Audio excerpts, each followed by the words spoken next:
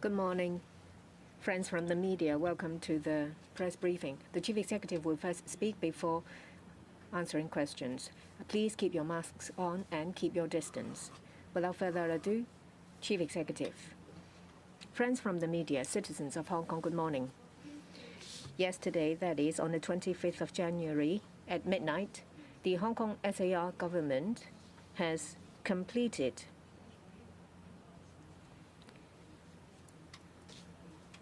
compulsory testing in the restricted area in Jordan. Follow-up actions as well as wrap-up work have already been completed.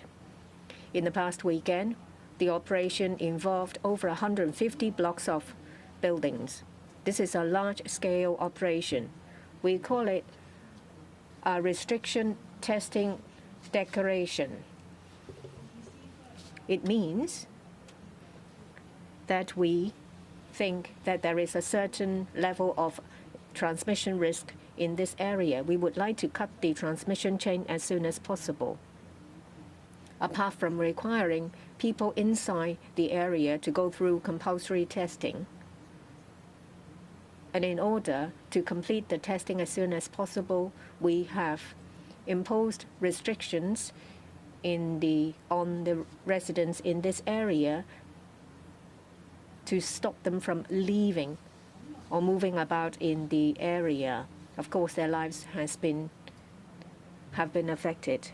The operation is conducted in an orderly manner. Our assessment is that it is effective. A lot of the experts recognize the effectiveness of our operation.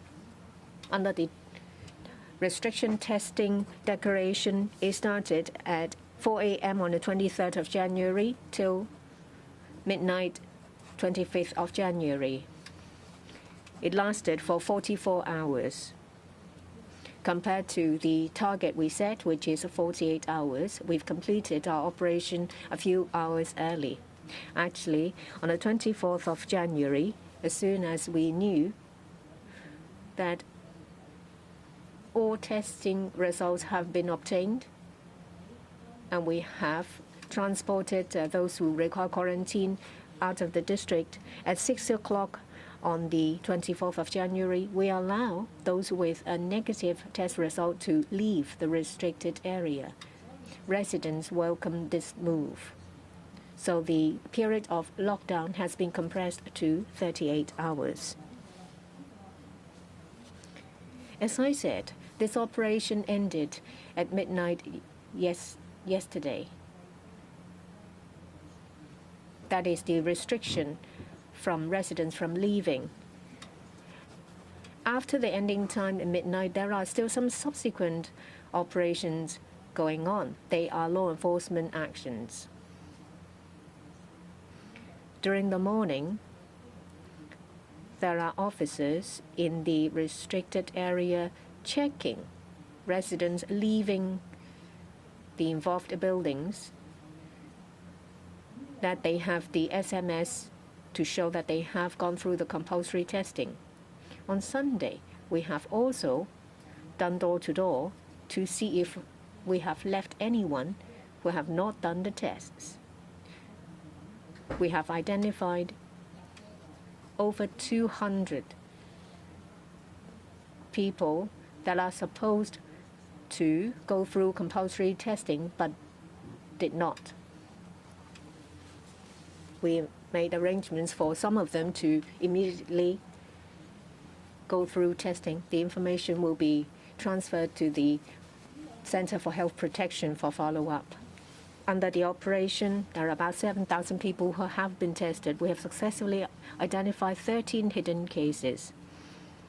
I believe that this is conducive to the cutting of transmission chain in the area. We noticed that some of the confirmed cases have undergone compulsory testing. The results were negative. This shows that the incubation period of the virus is rather long. A negative test doesn't guarantee that subsequent tests would turn positive. Of course, that another factor is that people move around and they get infected later. If necessary, we will require people to go through a second test.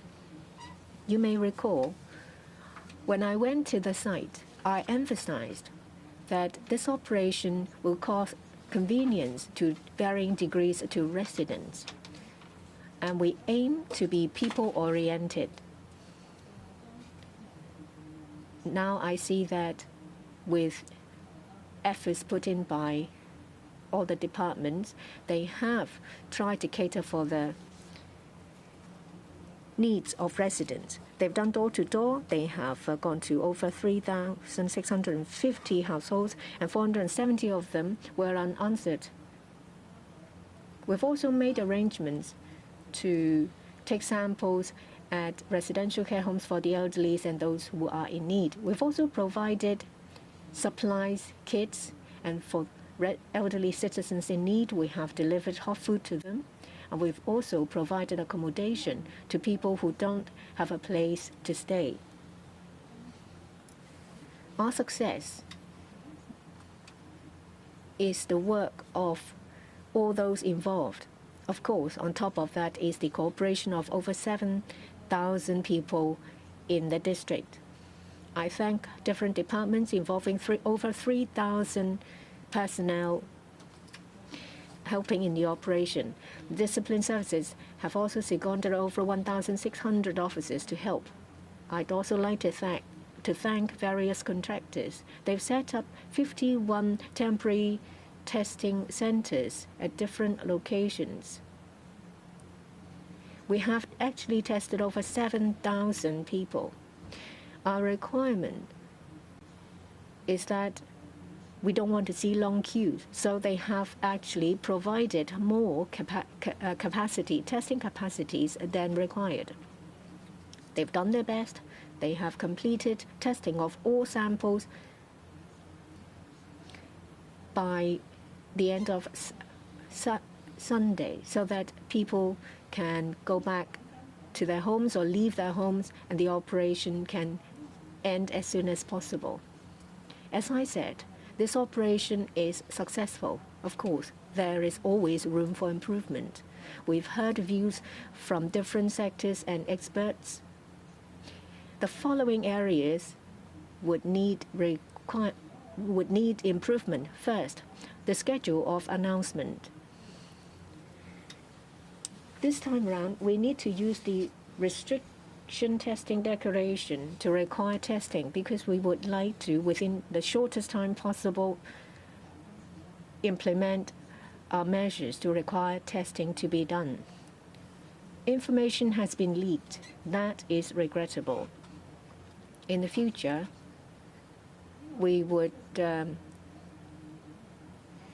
review the timing of our announcement. We're talking about, under the operation, over 150 blocks of buildings involving over 3,000 people and over 3 testing labs. It is very difficult to keep everything confidential. Taking stock of our experience, in the future, where it involves testing operations, we should be more focused to narrow the scope of the area to, say, for example, just a couple of streets or a couple of blocks. And such smaller scopes can be multiple in number at different locations. This is something that we will consider. The third point is to further compress the time of restriction. That involves logistics, communications, testing time of laboratories, and notification time in the form of SMS. We will, at each segment, review whether there is any room to further compress the time. The epidemic situation is worrying. In the past 7 days, we have seen an increase of number of cases by 30%. Yesterday, The number of untraceable local cases account for more than half of the total number of confirmed cases. In light of this, testing is still the most important part of our work to fight the virus. We've taken stock of our experience and the various testing methods. We will be more proactive and aggressive. We would, as soon as possible, identify hidden carriers in the community, hoping to end the epidemic as soon as possible. When I said that virus testing has to be more aggressive and proactive, exactly what am I talking about? Well, we would like to stop outbreaks in communities. That would be ideal. There are 3 levels in relation to testing. First, territory-wide. If there are 2 or more units that are unrelated with confirmed cases in a single block, or if sewage is continuously tested positive, then residents are required to undergo compulsory testing. I know that there are over 1,100 blocks of buildings scattered all over the territory that have met the threshold. That is, 2 units, unrelated ones with confirmed cases. Residents will have to go through testing. The second level is in specified areas. By that we mean areas with a higher risk. If there is 1 unit with a confirmed case in that block of buildings, then residents will have to go through compulsory testing. And if in this specified area sewage is tested to be positive, even when there is only 1 sample that is tested positive, residents of that building will have to undergo compulsory testing. There are currently 2 specified areas, 1 in Jordan, 1 in Sham Shui Po. We have earmarked a number of other specified areas. Announcements will be made shortly. The third level is testing done in a restricted area, just like the 150 blocks in Jordan. Apart from testing, people within that area will be subject to movement restrictions. So everyone in all units in that restricted area will have to undergo testing and at the same time be required to stay at home. We're asked, what are the criteria for triggering different levels of testing? As I said the other day, depends on the number of confirmed cases, the nature, linkage. Second, environmental factors. That is, whether there are particular environmental factors that are worrying. Thirdly, quality of the building blocks, the age of the buildings, the structure, the pipes, sewage systems, and whether there are owners' corporations, management companies, or residents' associations. There is another important indicator, the result of tests from sewage samples. We have actually made a breakthrough in our research and development in the testing of sewage. This enables us to identify possible virus transmission in a block of flats. The only regrettable area is that we cannot significantly expand our testing capabilities because such tests require very high-tech equipment. We have already placed orders to procure more such equipment. As I said, we would like to stop transmission before there is an outbreak. Subsequent to compulsory testing, of course, if we have the capability, we would require residents to undergo a second testing on top of sewage testing. And now I move on to a different area, our capabilities. Over the weekend, it is a major operation covering a small area. Manpower resources have been stretched. So in the future, where there are possible operations, we do have to take into consideration our resources of every parties involved. We now open for the questions, and please state the media you represent and speak through the microphone. The reporter on the right upper row. Now news. 3 questions. Just now you mentioned there are over 200 residents that didn't get tested in the specified area. What kind of follow-up would you take in? Would consecration be considered? And do you have an idea for the next specified area and any timetable? And Carrie Lam and Ms. Lam, have you asked the central government to provide Sinopharm vaccines? What is the quantity and the reaction from the Central People's Government? Looking at the Sinopharm and the Sinovac, they have yet to provide phase 3 clinical data. For the Sinopharm vaccine, how to convince the expert and the public to accept this vaccine? And last week, we asked about the selection of Chief Executive by consultation. Previously, Leung Chen-ying raised that issue as well. If the Hong Kong actual circumstances would lead to the election of the U.S. puppet, do we still require election? Do you agree to this, or do you see that this comes undermining democracy? Thank you for your 3 questions. First, a conclusion of an operation should we follow up with subsequent work, which includes enforcement. Yesterday, even though we have lifted the declaration and testing declaration, a lot of our colleagues are still conducting enforcement. At the ground, we have not immediately conduct prosecution, as we need to look into the causes. For example, any defenses. We have obtained the particulars of these individuals, which we will forward to the Center for Health Protection, and after careful study, we will take appropriate action.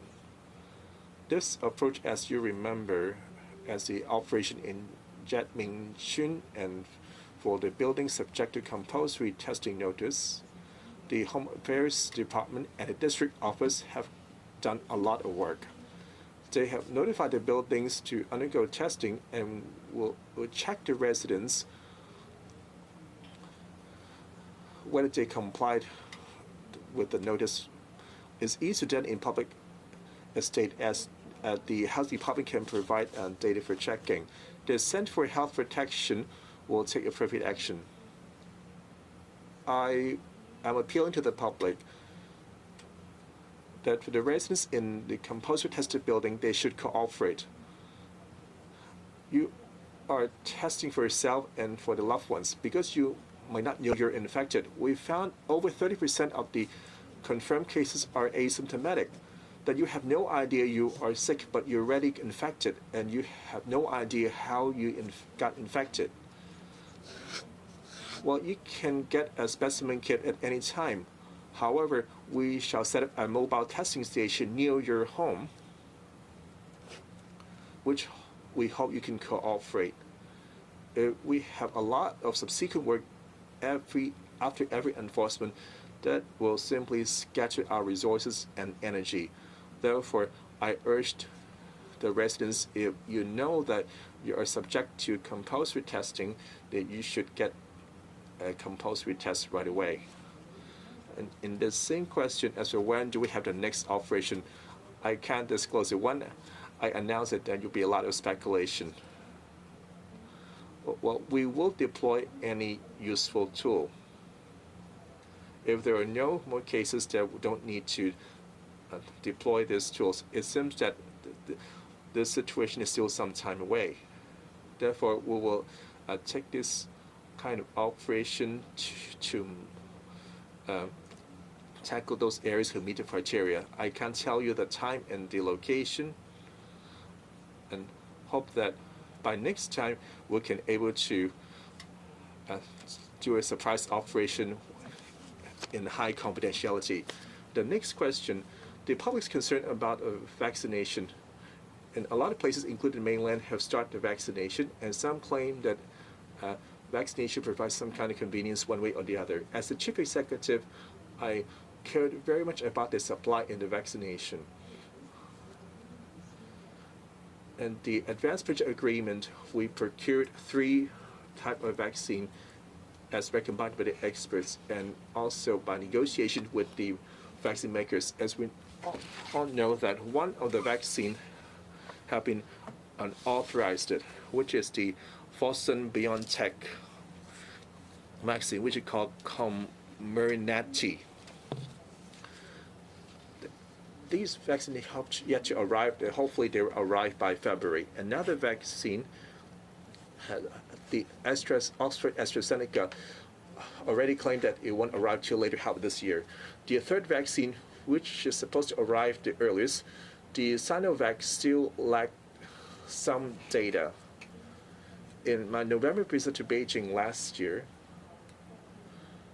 I hoped to get more assurances and proposed to the central government, where warranted, we hope that central government can allocate some mainland developed or manufactured vaccine for the Hong Kong public.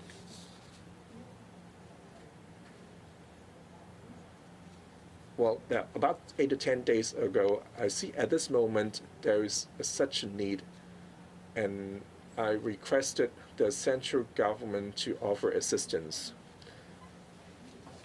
For your question, they're still subject to the legal framework for vaccine approval. It's still too early to tell. We will see how this unfolds. All I can say is that for the safe and orderly introduction for vaccine administration is my duty. I will try my best. The Central People's Government have always demonstrated the support in Hong Kong's work to fighting the epidemic. And the third question, I would not want to wade into this debate. There are a lot of debate in the public. I would not like to take part in this. I explained last week, Basic Law Article 45 and also in Annex 1 have illustrated that the way of selecting a Chief Executive. The Annex mentioned about the selection of Chief Executive. And for the Chief Executive to be elected or chosen by consultation, there are still rules to follow. Thus, Annex 1 will need to be amended. Well, regardless of the method, and Hong Kong and the Special Administrative Region is directly responsible to the Central People's Government. The CE is duly responsible for the Central People's Government and the Hong Kong SAR. Thus, the CE needs to be appointed by the Central Government by election or by consultation. At the end, the CE still needs to be appointed by the Central People's Government. Next question. HK. Firstly, about the issue on potential lockdowns in future, like the one we saw in a weekend in Jordan. Can the Hong Kong citizens expect the scope would be smaller when you mentioned that it could be just a street or several blocks, and the time would be shorter and the operation would be held confidential before notice? And secondly, do you think it's time to set up or to beef up penalties for those who didn't take the mandatory testing at the first place? We saw some in Jordan and some in Laguna City as well that they didn't go test it in the first place. And thirdly, can you explain why did you ask Beijing for the Sinopharm vaccine? Is there a need to ask for them for the vaccines? Thank you. Thank you for the 3 questions. About the first question, actually, I mentioned that shortly after this operation in Jordan, we have had a very quick wash-up to identify areas for improvement, because it has proven to be an effective tool to help us to combat COVID-19, which means that the Hong Kong SAR government will be ready to use it again when the situation warrants. So it is always necessary to see whether we could do better in the next operation. So as a result of that very quick wash-up, we have identified at least 3 areas that we could improve. One is in the announcement. For an operation like this, of course, we would like to keep it strictly confidential until the operation commences. So in this case, it should be 4 a.m. On Saturday, but unfortunately, somehow there was quite extensive leakage. So in future, we will have to decide how to ensure better confidentiality, or if unfortunately, again, there was a leakage, whether we should come out earlier, so as to calm people down. Because I still felt that if it was just an operation of 2 days, and with the necessary support and supplies given by the government, maybe the residents will not be so nervous and decided to leave. Now, the second improvement measure is, of course, the scope, as you have put it. On this occasion, although everybody said it was a small district, but in Hong Kong, because of our density and our multi-story buildings, this very small area actually has over 150 buildings, now with 7,000 residents. So which then means it very difficult for us to conduct in a very efficient manner. So the next thing we need to consider for the next operation is whether we could be more focused. So we should do a smaller scale restriction testing operations, but we could do more at the same time. It could be one in this district, another one in another district. But the scale of each operation could be smaller. The second is, of course, once we started the operation, how we could compress the time so that the inconvenience to residents could be minimized.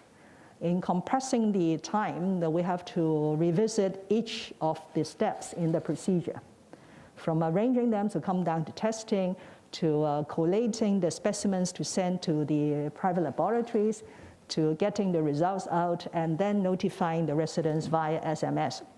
So all this will be revisited before the next operation. The second question, I did not hear it very well, but I suppose you mentioned about enforcement, is that right? Okay.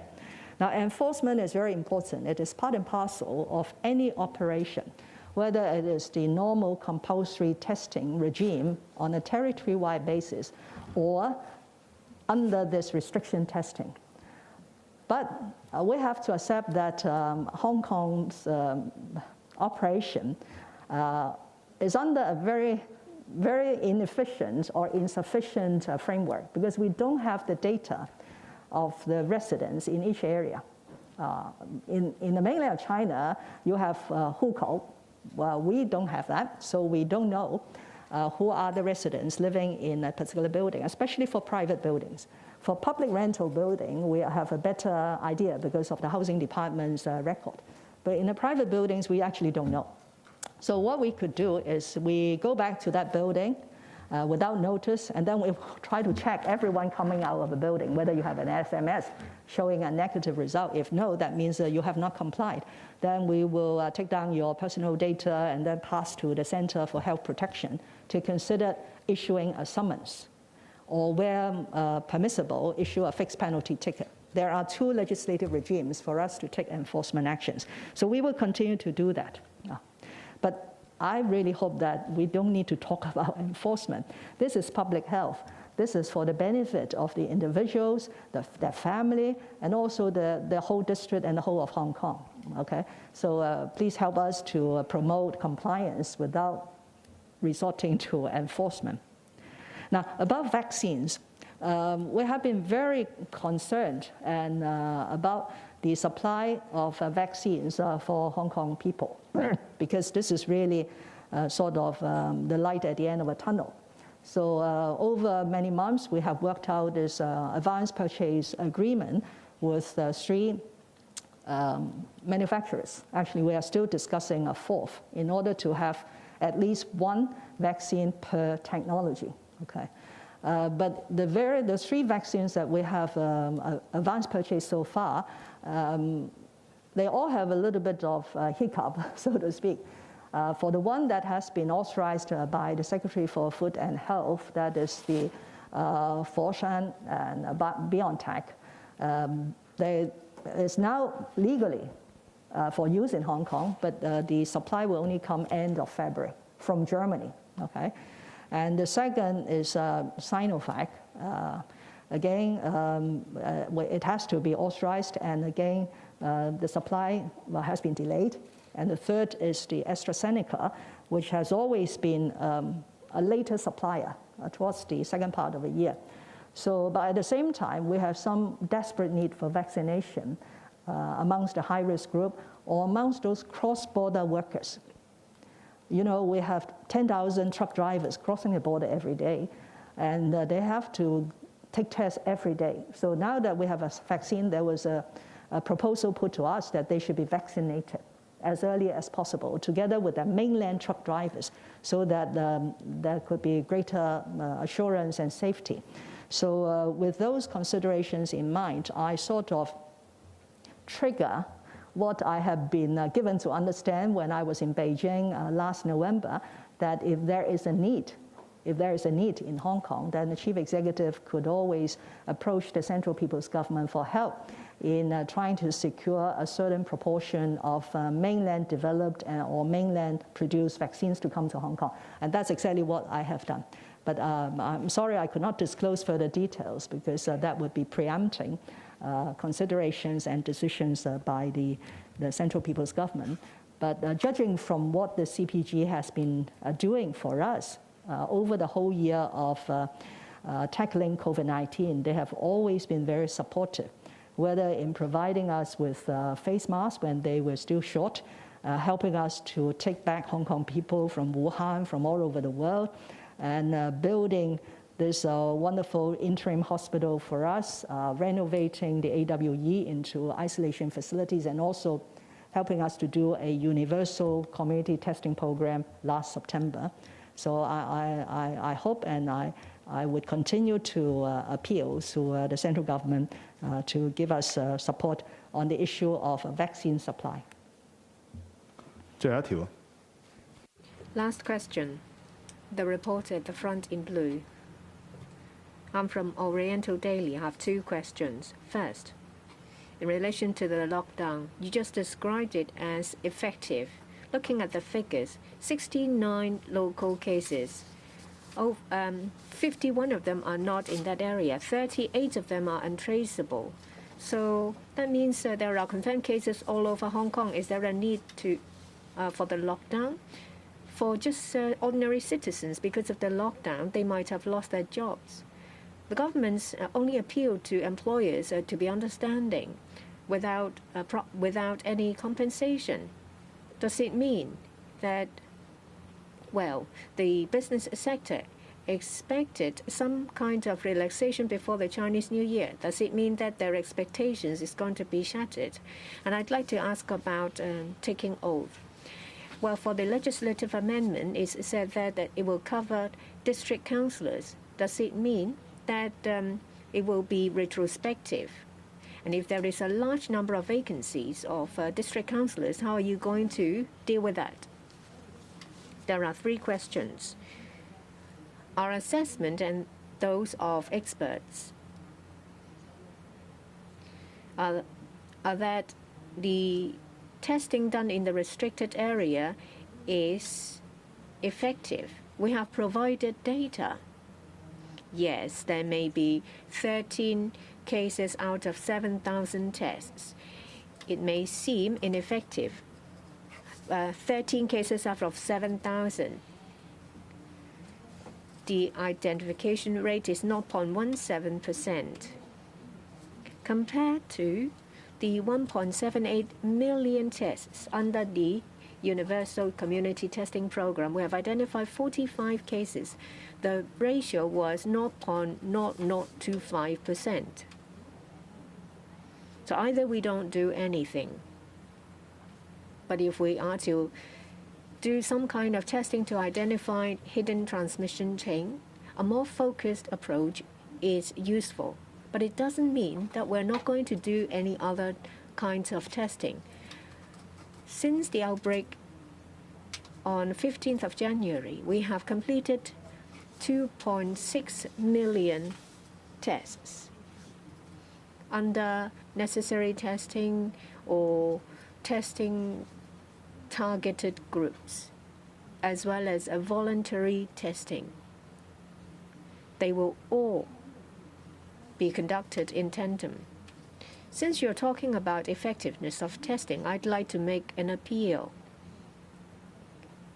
Of the different groups, a higher testing rate is necessary testing referred by private doctors. We have issued a compulsory testing notice under which symptomatic patients will have to be tested. We have received over 80,000 referrals from private doctors, and they have identified 515 cases. The rate is 0.64%. I'm sure that over such a long period of time there will be more referrals than 80,000. I've asked Professor Yun to appeal to the private medical sector to help us. We'd rather go through the procedure. We asked you to go through additional formalities to refer to us symptomatic cases to help us cut the hidden transmission chain in the community. Our work may not take us out of the epidemic instantly. We have to continue with our work. We will continue to enhance our capabilities on the 3 levels of testing. Yes, the number of confirmed cases yesterday is worrying. Over half of the cases are untraceable ones. We've been affected by the epidemic for over a year. Individuals, businesses, and trades and sectors have been affected, and the number is high. We have to put in place anti-epidemic measures. We have to endure the inconvenience and soldier on, hoping to reduce the number of cases.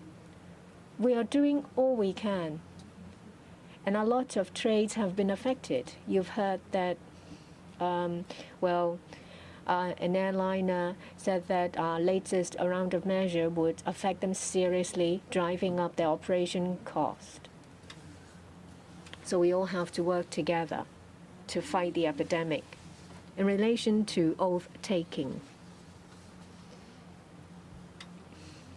after the Chinese New Year, we will introduce or table a bill. This is in relation to oath-taking of public office holders. That stemmed from the NPCSC interpretation of Article 104 in 2016, the definition of oath-taking as well as the breach. This is also in line with Article 6 of the Basic Law. Well, of course, Eric Zhang, the secretary, has already indicated that, district councillors themselves are public office holders. So the oath-taking will cover them as well. This is not an additional requirement. When they stand in the election, just like legislators, they have to sign a statutory declaration stating that they would pledge their allegiance to the Hong Kong SAR as well as to uphold the Basic Law. What are the consequences and the effect? I can't say here.